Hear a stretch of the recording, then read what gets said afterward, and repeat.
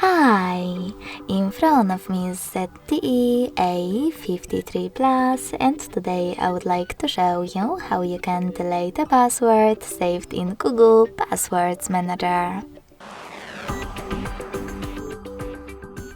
Begin by going into Settings and scrolling all the way down to access Google section.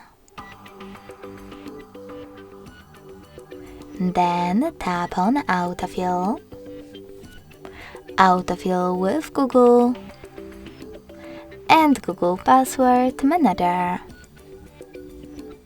Now you can finally tap on one of your passwords that you wish to get rid of and enter your current login method.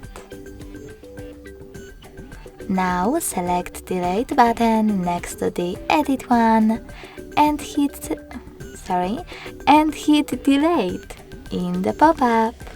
So when I do that, as you can see, my password was successfully deleted. Thanks so much for watching. If you enjoyed this video, don't forget to leave a like, comment and subscribe. Bye!